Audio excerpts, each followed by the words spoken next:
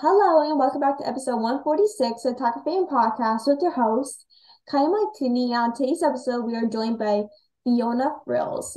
She's a founder of Freelance. Is that right? Freelance? It's like Frilliance. It's like if you Oh. pronounce it like brilliance, but with an F. So like Frilliance. It's hard to pronounce. People do that all the time. So don't worry. And she's also a YouTuber. And thanks so much for joining. Like, I'm super excited to have you on. Yes, thank you. I'm excited. I'm excited to chat, answer some questions. It's gonna be fun. For sure. And like, what made you want to start your company? Like freelance. I don't know why I keep saying freelance, but like what made you kind of like want to start it? Well, it's kind of a long story, but I'll make it shorter. So basically, I grew up loving makeup. Like when I was 8 years old, I was digging through my aunt's makeup bag and like drawing all over my face with her like lipstick. It was not a good look for me, but I just always loved makeup. And I started using more, I started buying more products, using skincare products at a very young age, and my skin started breaking out around the age of like 11 and 12, and I was like, whoa, like what's going on? And people around me were telling me like, oh, it's just your hormones, like it's just being a teenager. And I was like, I feel like there's like a deeper rooted issue here. So I started researching the ingredients and the products I was using, and I found such harmful ingredients. So a light bulb went off. I was like, I want to start a beauty and skincare company for teens. So the whole brand is dedicated towards teens. So that'd be like Gen Z, Gen Alpha. And yeah, it's amazing. But yeah, I definitely struggled with my skin in the beginning. And that's what kind of sparked this idea. Like especially with being a teenager, like oftentimes people want to go out wearing makeup, and like they didn't. People oftentimes don't realize that makeup can cause acne, and that's what my Yeah. sister told me. Like when before I even started makeup, I was probably like 10 or 11. I was like, she's like, makeup will make you get acne, right? I'm like, really? Like that happens? But then like you probably think like it's your hormones, but then if you start wearing makeup, it'll help like bring more acne to your face. And I Yeah. oftentimes see like more times I wear makeup, the more times I probably see more acne on my face. Yeah, no, it's so true. Like there's a handful of brands that just are supposedly like good for acne prone skin, and they're really not, and their ingredients like are just detrimental to sensitive skin, and most teenagers do have sensitive skin. So it's, I know it's frustrating. Like there's nothing Mhm. worse than being like agitated with your skin and trying to figure out like why you're breaking out.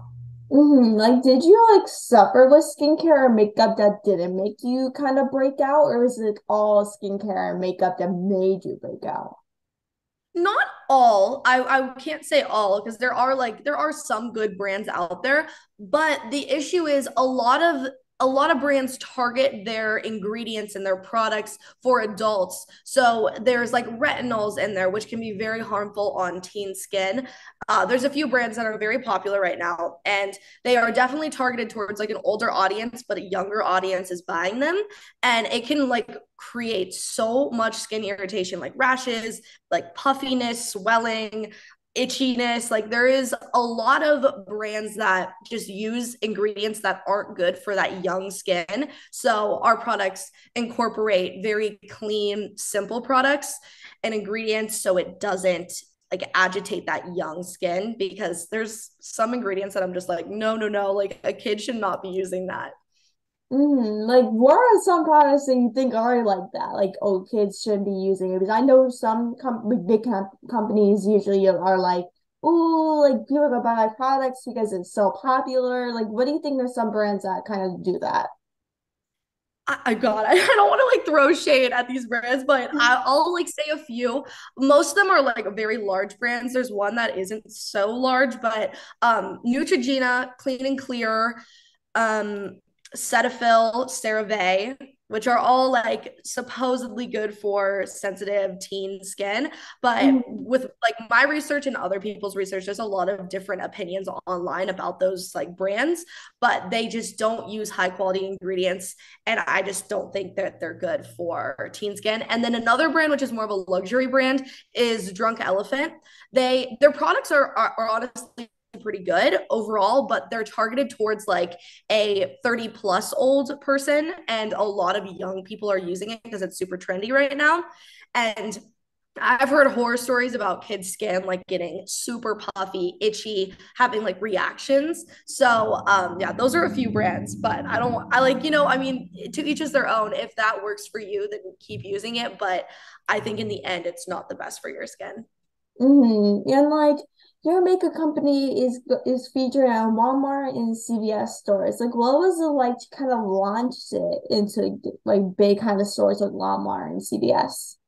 It's very exciting overall. Like I've grown up going into those stores, and it's very surreal to have my products in select stores. We're in 500 Walmarts and 150 plus CVS stores. So we're not in all of them, but it's been very exciting. It is challenging though, because we are a small company. So bigger brands have huge budgets that they can put all their money into production for these stores. So for us, it was definitely a bit of a struggle in the beginning, but things are going really well. I mean, the process of working with these huge companies is just such like an incredible learning experience, and just meeting all these talented people along the way is incredible.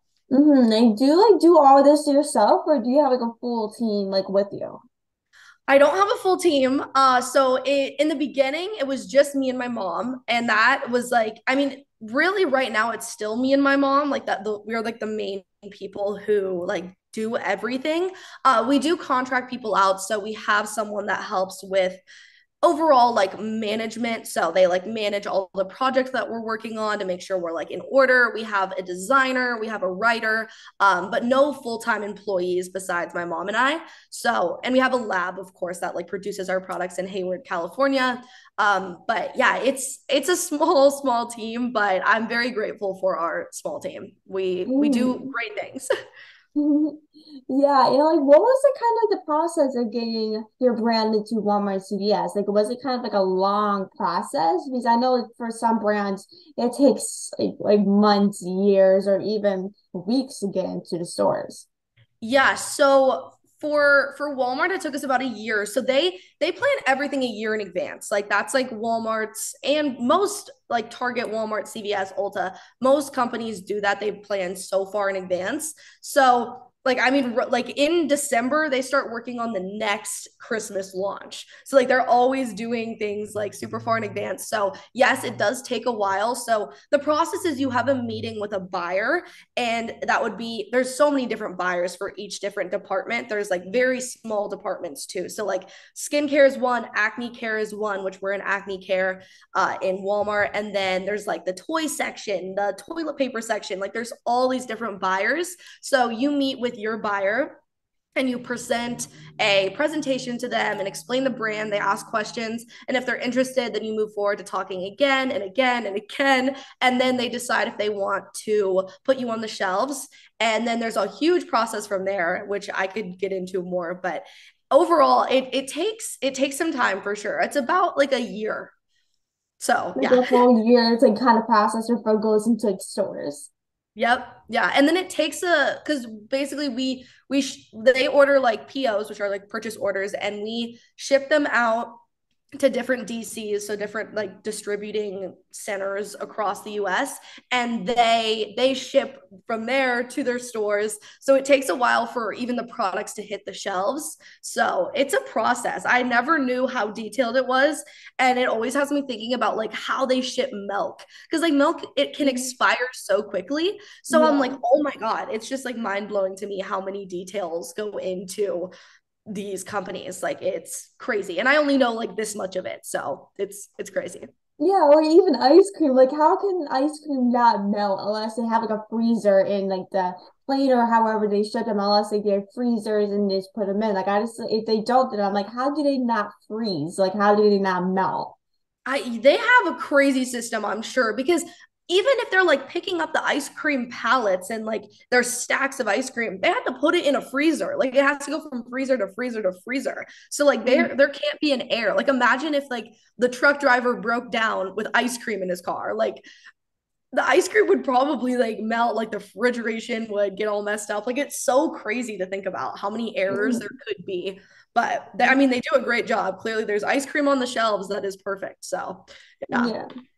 Yeah, true that. And like, what are some ways people can like prevent breaking out on like their face or whatever, like on your body or something?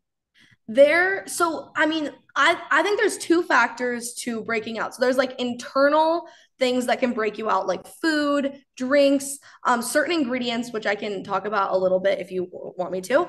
Yeah. And then there's also the skincare and what you're putting on your face element. So for the internal stuff, everyone has different like slight allergies. Like I took a allergy test and it came back that I am slightly allergic to gluten, dairy, soybeans, green beans, like a bunch of random foods. But normally, in general, dairy does flare up acne. It just, in Mhm. general, is not the most helpful ingredient if you're trying to like clear your skin. Something that I do recommend having is sauerkraut. Have you had sauerkraut before? No, I don't think I ever heard of it. Is it like food or something? It is. It's a different kind of taste. So it's pickled cabbage. So it's like fermented. So there's a lot of like good like bacteria. I hate the word bacteria, but they call it good bacteria. And it helps like with your gut. It helps just overall with your like immune system and everything. And I've noticed a huge difference when I'm eating sauerkraut with my skin. So a lot of like fermented foods, things that are gut healing will help your skin. And then for skincare, I mean, there's like a list of ingredients that I think that people shouldn't put on their skin. One of them, which is a surprise one, is coconut oil. I feel like coconut oil is kind of labeled as like a healthy thing, which it is if you eat it, like it's good for you, but not on your skin. It is the most like comedogenic oil there is. And even though it is natural, it is not good for your skin. So yeah, those are some like random little facts that I have. Ooh, I didn't know coconut oil like like does that because like my sister and my mom are like into like oils and stuff, and I think they put it on their face or something. I don't know like what they did, but now I actually know have an idea like if, in case they put it on their face or something.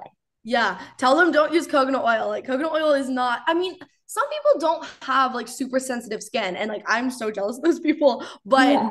in general coconut oil isn't the best. It's I've used it in my hair, but I've gotten back acne from putting it in my hair. So I will Oh, not use it. really? Yeah, like your hair products can affect, like if you have body acne, the shampoo and the conditioner and the leave-in conditioner that you're using could easily be affecting that. So I don't know, there's so many different things to watch out for, and it's like kind of overwhelming. So yeah, Mm. Yeah, like I have sensitive skin too, so it's like anything I put on my face or something, I'm like it's always like breaking out or something. yeah, it's frustrating. I know. What really bugs me is I feel like brands like lie so much about their Oh yeah. products and they like lead us on to thinking it's gonna like clear our skin and do all these amazing things, and it's just like a bunch of lies. Like it doesn't help. If Mhm. anything, sometimes it makes it worse. So yeah, our mission at Frilliance is to do the opposite. I always want to be very transparent, and all of our ingredients are high quality, like luxury ingredients, which is awesome. Our lab produces I don't think I can actually say the names of the brands that they produce, but very big luxury brands. And all of our ingredients are phenomenal. And we keep it at a low price, which is hard to do. But yeah, it's our ingredients are great. Like, how do you like test like your products before it like comes out in stores and stuff? Like, is there like a whole like kind of process like in labs and stuff? Like how do you usually test your products before it becomes like in stores and stuff online? Yeah, totally. So to launch like any product, you have to do testing. There's different like levels to testing. So you can do like the basic lab test. So our lab does the basic lab test, which I believe they let our products sit for 3 months. They want to make sure that nothing happens with the ingredients. There's no sorts of like no sorts, is that even a word? There's no sort of like bacteria that's growing, anything that's separating. And then we also have our lab ship it to a different testing facility, which tests for non-comedogenic, which means it won't clog your pores, cruelty-free testing, which our lab is completely cruelty-free. I like go up there like decently often, and my mom does. And then they also test for dermatology testing. So they run a bunch of different tests in these labs, and they have no guarantee that, like, it will come back like good. So you could create a whole product and it wouldn't be good. That's never happened to us, so that's really good. But yeah, all of our products are non-comedogenic tested, hypoallergenic tested, dermatology tested, and cruelty-free tested. So yeah. Mm. Yeah, it's like it seems like it's like tested for everything, right?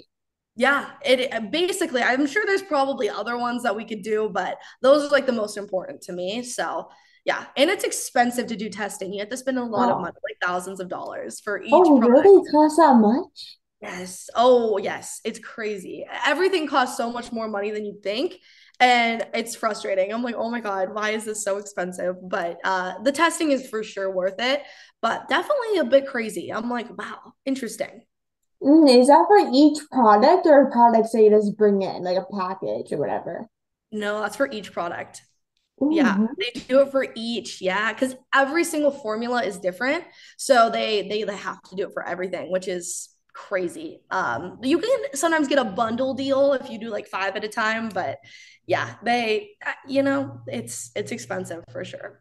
That's actually pretty insane. I didn't think that was like how much like for products stuff. I thought it's probably a couple hundred. Like, Oh, but I to think that wish. they cost it that much is actually like surprising to me.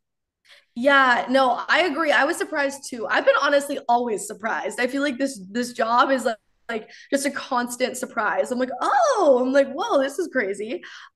So yeah, no, the price of everything, I mean, is just quite crazy, especially with like what's going on right now. And during COVID, there was so many different issues that were happening with like shipping and just like people were like not having enough ingredients, so they would jack up the price, and it was craziness. So yeah, it's really interesting how much money things cost. Like, how old were you like when you started this? Like, were you kind of like really young, or how old were you when you started? I was 13, so yeah, I was young for sure. Yeah, definitely a bit of a youngster. I believe I started the idea though when I was 12, and then we launched when I was 13. So I'm now 19, so it's been like 6 years, which is crazy to me. Ooh, that's crazy. Like, you started about like a year before me. I started like everything when I was like 14. So you started earlier than I did. That's crazy. Yeah, no, but congratulations. That's like anyone starting things young, I'm always so happy about. I like think it's just so inspiring, especially like young women. I think it's incredible. Right back at you. And like, what is like your company's kind of mission in the whole business? Like, what do you want people to kind of take away from your business? Overall, I mean, as a kid, I struggled a lot in school with all sorts of different things, and I feel like overall teens out of everyone get put down the most. Their ideas get put down. They're always called just teenagers. Like the amount of time that I've heard that, I'm just like, oh my God, like not again. So my Mhm. whole mission is to bring teenagers up and really inspire them and help them follow their dreams, which I know sounds cheesy, but I really think that there's not enough like help and support for teenagers. So that is Mhm. a huge goal. I'm starting actually like an advisory board. So I really want to bring more teens into the business as I'm getting older because I'm 19 and I always want their teens to be involved in this. So that is a huge mission for me. And overall, just helping with their self-confidence and how they feel about themselves. So it's all about like empowering teens, basically. I love that. And like, you also are a YouTuber as well. Like, how do you kind of find your passion and pursue both your YouTube career and as a founder itself? Like, how do you kind of pursue like your passion and this never stop what you're doing each day? I mean, honestly, like passion is very important. And I also think that discipline is very important. Like, you have to be able to discipline yourself and be like, I need to do this today. I have to do this. I have to keep doing this until I see some sort of like, way it's going. It could be going south, it could be going north, it could be going west, like whatever way it's going. And just always coming back to your work. Like that is something that you have to do because a lot of people do give up, and that, I get that. Like some days I'm like, oh my God, I have so much to do. I just want to like give up for a second. And I feel like determination and discipline and persistence is really what keeps someone going. Yeah, for sure. Like even like as like a host and like I'm a founder as well. Like, even as I kind of balance like both things and things you do in like your personal life, it's obviously very hard to do everything at once with your work. And sometimes you're like, oh, I need a break. Like I want to do things like for my own good. Like I just want to take a break for a day. Like is this like I'm going nonstop? Like in like it's okay to take a break. Like even it's okay to stop what you're doing, take a day for yourself and just like, hey, like I want to go out with my friends today, or I want to travel for a couple of days or do something besides work. It can be very difficult to kind of stop what you're doing and do things other than your work. It's obviously very difficult, but then you have to realize that like you can do other things with your life besides work. And that's just Yeah. something I had to realize, and I'm still realizing that to this day after almost 2 years of doing this, is that like it's okay to take a break. It's okay to cancel things for a day. Just take a step back and just be like, hey, like, and that's now well today. Like, can we push this? Like, is okay if I take a day break for myself and get other things done and doing that. Yeah. No, I think I feel like it really depends on the person and like and what's going on for them. Like some days like I really do want to take a break and I can't because I have like meetings that I've been waiting for like weeks that I have to do. But I think it's important to plan ahead and take time for yourself. Like I fully agree with you. Like you have to take a break and like let yourself, I mean, have fun, like that's a huge thing. I feel like I don't know, as a founder, sometimes I feel like I'm always like thinking about so many different things. I kind of forget that I'm like living and I have a life on earth. I'm like, oh, wait, Yeah. let me go like sightsee. Let me go like snowboarding. Let me go do something. So yeah, no, it's very important to, oh my God, sorry. Mm-mm. When I talk too much, my voice will like give out on me for a second. I'm like, no, stop. Yeah, I'm the same But exact way. I'm the same exact way. Don't worry. I know. I'm like, oh God, I talk so much that I think my voice just hates me. It's like, stop talking, please. But yeah, no, I fully agree with you that it's important to take breaks and plan them ahead so you can take time for yourself. And like, I want to ask you, this is kind of similar to the last question I asked you, but what would you say is like the hardest part about being a founder and like especially a teen, a young adult founder? Like, what is like the hardest part? Because you're only 19. Yeah, yeah, no, I mean, there's a lot of things, honestly, I will say. I think one of them, which I've grown to of like kind of understand more, is kind of being bullied and being looked at differently. Like that is something Mm. that I have never not had. Like I started doing like acting and modeling when I was 8, and then I switched to YouTube, and then I started this brand, and I've always been looked at like the oddball, like, oh, what is she doing? Like, oh, she's not going to succeed. Oh, she's so weird. Like the amount of times that I got called like the weird YouTuber is insane. Like I can't even count how many times I got called that. And now I'm like, you know what? It's good to be different. It's good to be yourself.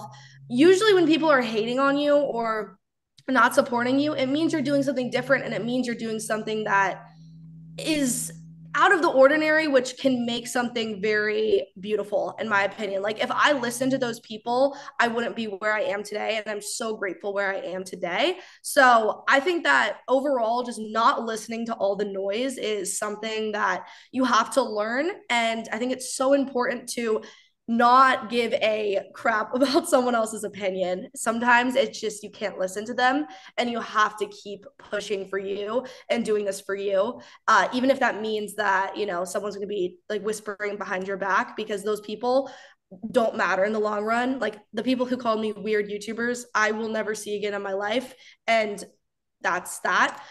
So shutting out the clutter and the noise and all of the background sounds is like something that you have to do if you're pursuing something different that not everyone else is doing.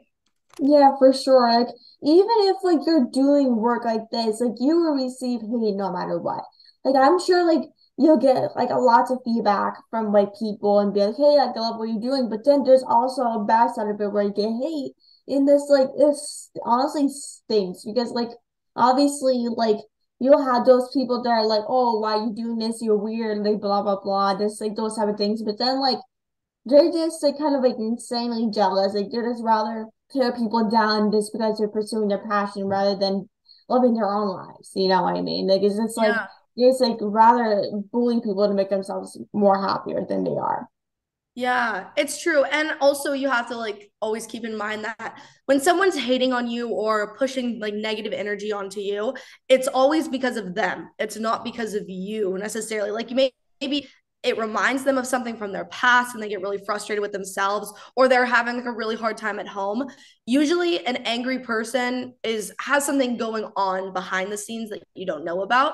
And I think that's always very important to keep in mind. Like I never believe like fight fire with fire. Like sometimes we all have our bad days and we maybe want to snap back, but I try not to as much as I possibly can. So, yeah, I think that it's important to understand that those people are hurting in some sort of way, and you just gotta like keep going for you.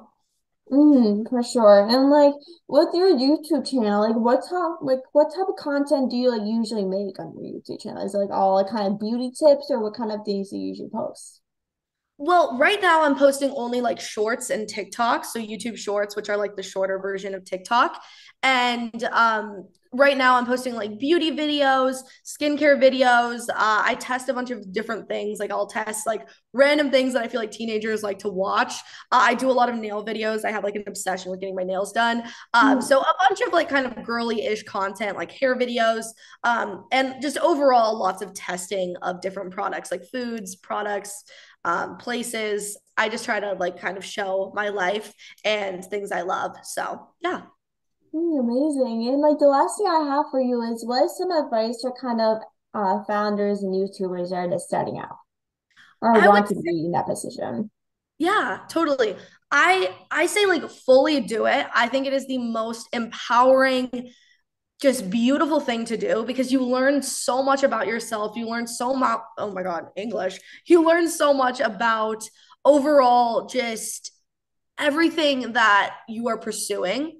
And I think that is just so educational and inspiring, just that itself. And also I think it's very important to keep at it, like be consistent. That is something that I think will always outweigh like God, I wait, actually, I'm like not speaking right this second. My brain just like went a whole other place. But basically what I'm trying to say is uh it's important to stay persistent and stay consistent. I think that will always help, and if you don't give up, eventually you're going to succeed.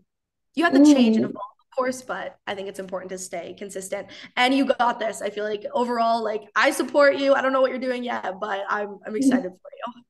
For sure. Like it's like the key to like success is because like is being persistent and working hard each day. Like that's something I learned. Like even though like the journey is tough in some ways, it's just like you just try to get through it and be persistent. Because if you don't get through it, then you're not going to succeed in any way. Yeah, very true. Very true. I fully agree. For sure. And I wanted to ask, thank you so much for coming on the podcast. You mean so much. I love what you're doing, and I really appreciate you taking time to come on. And where can people find you on social media if they want to connect with you?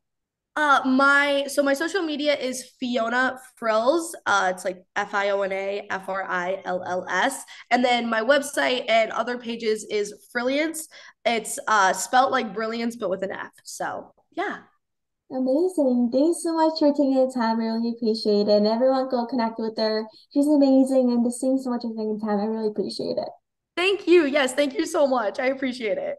Of course, I'll definitely talk to you soon. We should definitely do one of these again soon, for sure. Yes, for sure. Let's do it. Awesome. Enjoy your Awesome. Sunday. Thank you. You too. Have a good Okay. day. Thank you. You too.